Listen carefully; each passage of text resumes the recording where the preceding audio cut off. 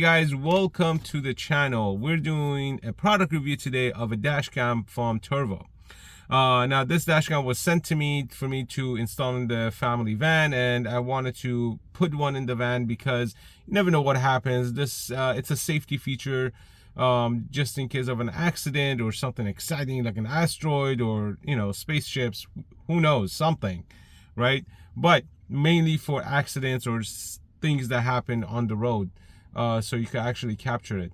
Now what you need is, there are plenty of different dash cams out there, but you want quality photos, you want quality videos to basically capture a license plate or an event or something that's happening while you're driving.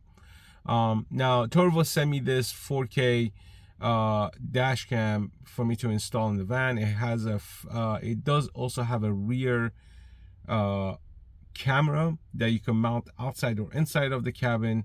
I did mine inside of the cabin. It also has an app that could monitor your can track your movement. It has a GPS, so it has a lot of options. And basically the installation, each car is going to be different, so I don't know how you're gonna do the installation yourself.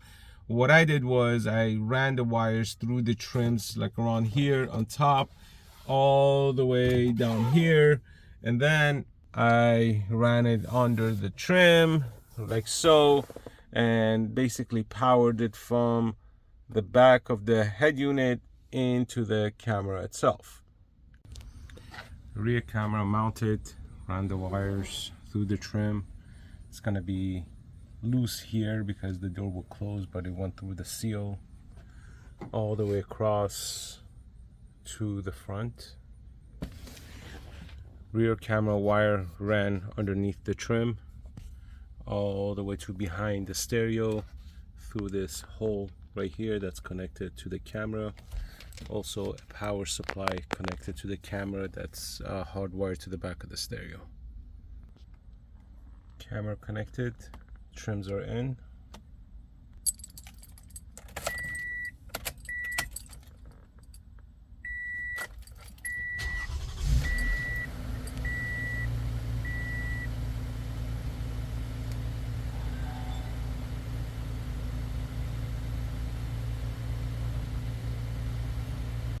So the wiring, it's different for each car. I personally don't recommend you touching any of the car wiring unless you are super comfortable doing it.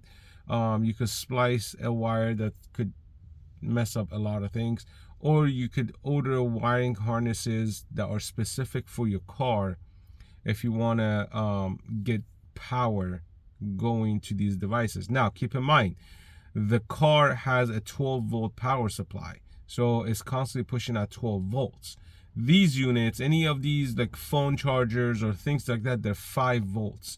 So what you will need is a step down controller to basically drop the voltage from 12 to 5. There are kits out there you could get. There are little boxes that are pre-made that are stepped down from 12 volts to 5 volts.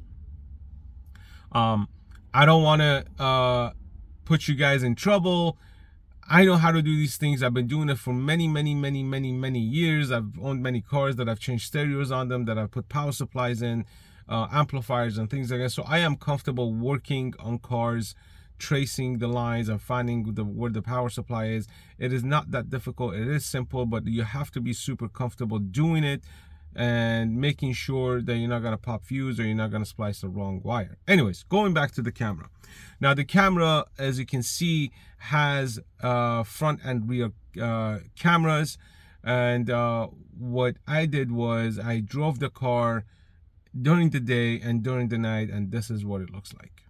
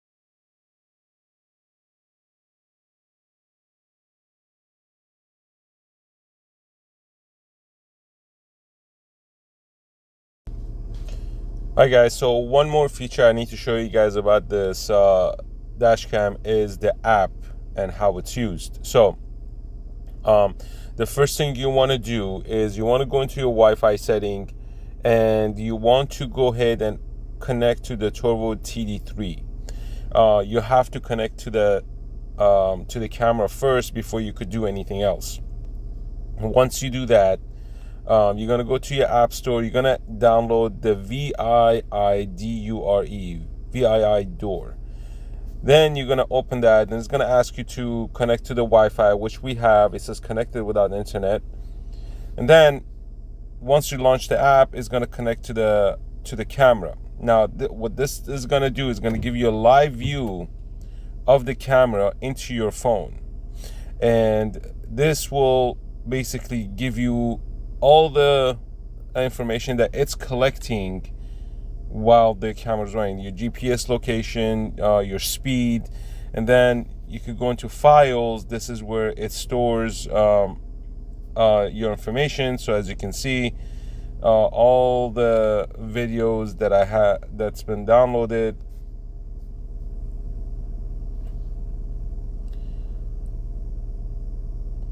like so you can see all the videos that have been downloaded on the camera.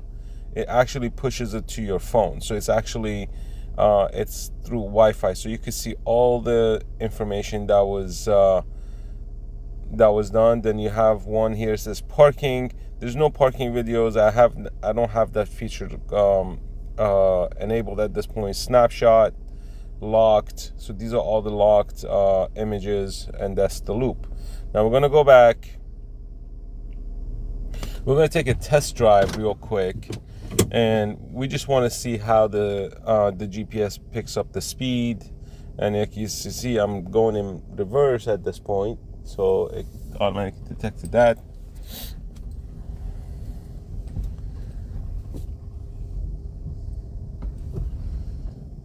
Now we're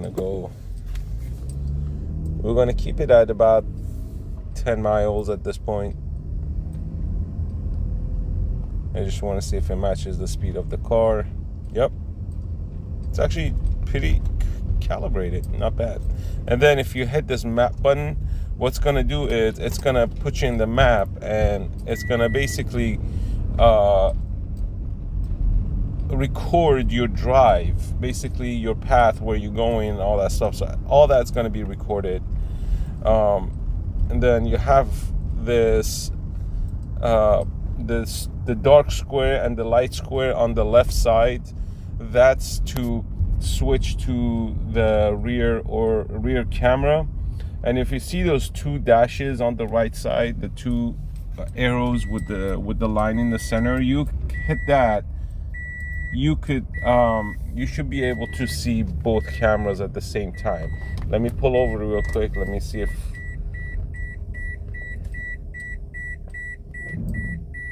oh, I'm sorry, that's not it. So when you do that, that actually mirrors the image for the rear. So the two arrows and the one in the center, it mirrors the rear camera. So that's pretty cool. So this way you don't get confused when you're driving. And now we're to the front, and you see those arrows went away. Then you could take snapshots. You could pause, and then you go into the setting, and video resolution 4K, time mark, rear mirror. You could have it on or off. Preview mirror, you would do that. We could do video mirroring. We could do that. So we'll just turn it off for now. Collision sensor, low. We could put that on medium. That's somebody if someone bumps into the car. Mile per hour, boot voice, frame rate of time-lapse video.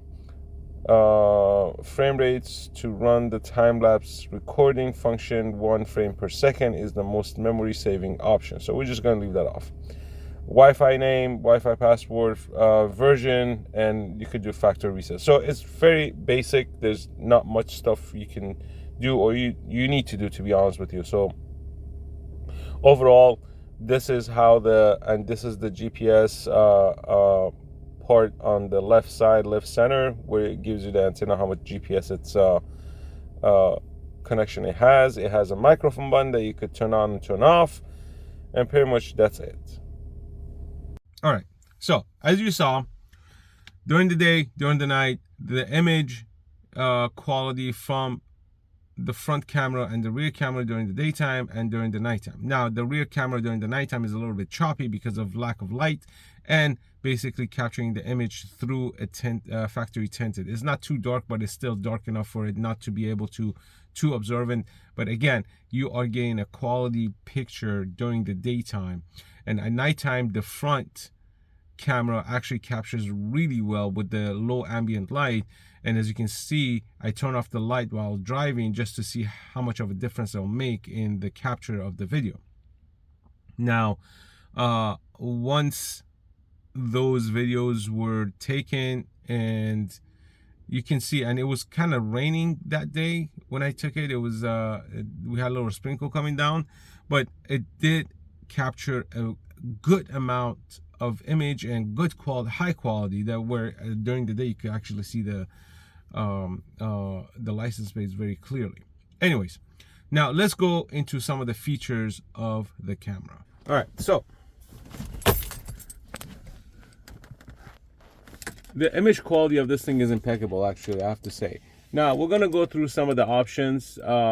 There's 4 buttons on the bottom. The first one, it takes you to all the options like resolution, loop record, time lapse. That's all up to you how you want to do it. I thought it was touchscreen, but so if you use the middle buttons at the bottom, there are 2 middle ones.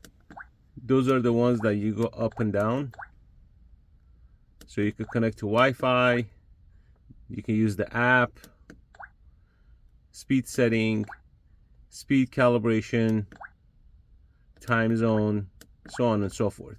Then you hit the left one, you come out of the menu.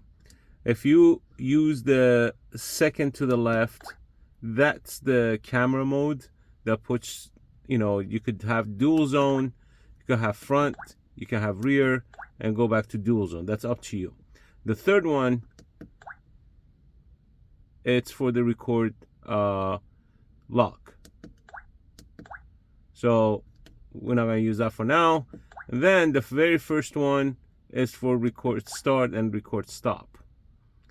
So very, very easy functions. And the video quality is amazing, as you saw, at nighttime, daytime, rear, and in the front.